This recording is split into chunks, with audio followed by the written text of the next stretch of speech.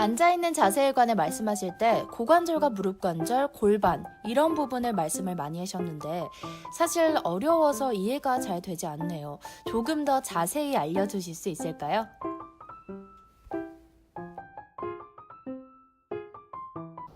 그쵸. 이해가 되게 어려운 부분일 수도 있어요. 그래서 오늘은 의자와 앉아있는 자세에 대해서 좀 알아보도록 할게요. 그래서 독서를 보시는 것처럼 우리가 하루에 앉아있는 시간이 생각보다 되게 길어요. 특히 사무직 경우는 83% 정도, 88% 정도가 앉아있는 시간을 만소요를 하고 그로 인해서 발생되는 문제들이 생각보다 아주 많아요. 예를 들어 요통이라던가 아니면 자세의 변형이라던가 이런 부분들이 전부 다 자세와 어떻게 앉아있는 거와 관련된 문제들이 많이 야기가 되죠. 그러면 우리는 어떻게 앉아있는 게 바르게 앉아있는 것일까를 한번 생각을 해봐야 될 것 같아요. 바르게 앉는 것은 무엇일까요? 우리가 흔히 이상적으로 앉는다라고 얘기를 해요. 바르게 앉는다는 것은 모든 머리부터 척추, 허리뼈, 골반이 직선적으로 정렬이 맞는 자세. 그 다음에 근육이 세상으로 활용을 할 수 있는, 사용하는 자세를 우리가 이상적인 자세라고 하는데, 제가 지금 골반을 세워진 상태에서 그 위에 허리, 그 다음에 등뼈, 그 다음에 머리를 올려놨을 때 모델하고 똑같이 제가 연구를 했어요. 근데 이분이 이 자세를 계속 유지할 수 있을까요? 어려울 거예요. 이 자세로 10분간? 어려울 수 있어요. 그렇다면 어떻게 하면 좋을까를 우리가 고민을 해봐야 되는데, 그래서 저희가 오랜 시간 동안 연구하고 고민을 해본 결과 어떻게 하면 잘 앉아 있을까를 고민하게 됐어요. 근데 그것이 결과적으로 이 근육의 상태를 바꿀 수 없다면 환경을 좀 바꿔보자. 환경을 바꿔서 근피로도를 최대한 줄여보고 효율성을 높여보자라고 저희가 연구를 하기 시작을 했죠. 그래서 저희가 지난번 제시했던 동영상에서 여러 가지 안을 주었는데 그 모든 것들이 근피로도를 최소화시키기 위한 방법론적인, 즉 환경을 바꾸는 것이라고 보시면 돼요. 자, 이것을 우리가 효율적인 자세 혹은 잘 앉아있는 것이라고 하는 것이죠.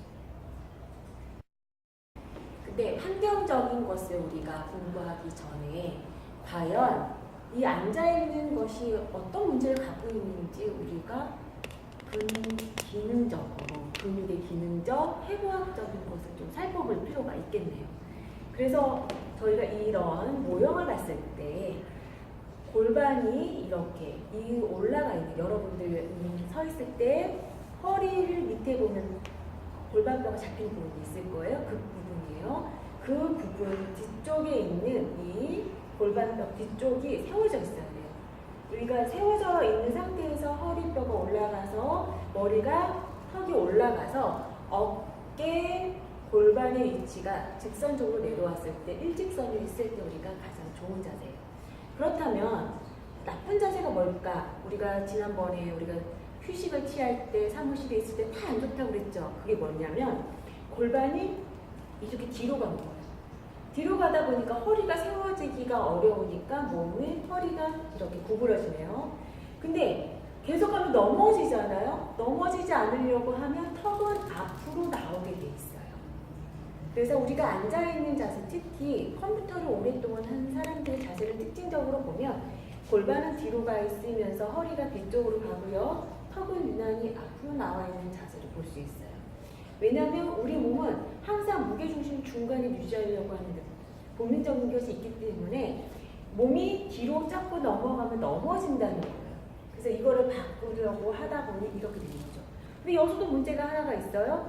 골반이 뒤로 갔네요. 고관절이 올라갈 수밖에 없어요. 그래서 무릎과 고관절의 관계가 저희가 계속적으로 언급했던 것을 기억을 하실 텐데, 이렇게 되면 자, 허리 뒤편에서 나오는 근육이 이 다리, 고관절을 들어올리는 근육이에요. 우리가 고관절 굴곡근이라고 하는데 이 근육이 뒤에 가서 앞으로 와서 얘를 잡아 당겨준단 말이에요. 이 근육이 짧아지게 되는 거예요. 그래서 여러분들 기억하시는지 모르겠지만 저희가 동영상을 저희가 제시를 할 때 운동한 부분에서 굴곡근을 스트레칭을 많이 해주세요 라고 말씀을 많이 드렸는데 지금 말씀드린 이 근육이라고 보시면 돼요. 근데 무릎이 올라가 있을 때 그게 더 가중된다는 거죠.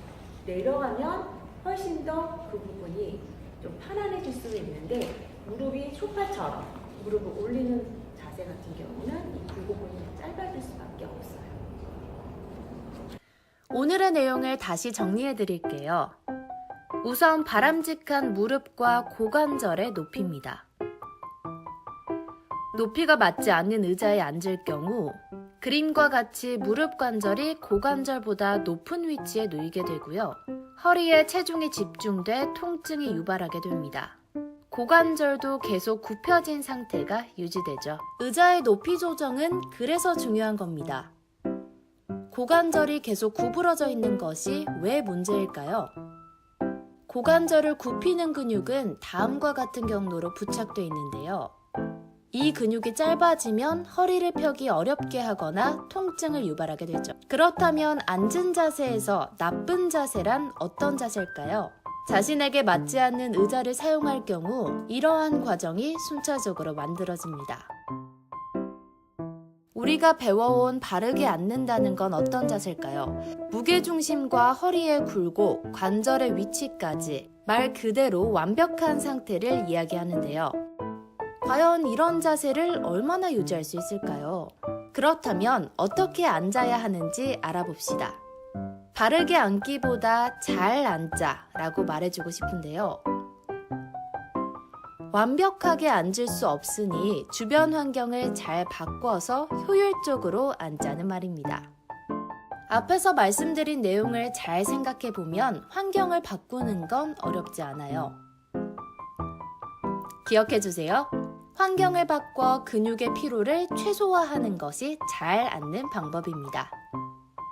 하지만 아무리 좋은 의자, 아무리 인공지능이 탑재되어져 있는 의자에 앉더라도 오랜 시간 동안 앉아있는 것은 내 몸에 무리를 가할 수 있어요.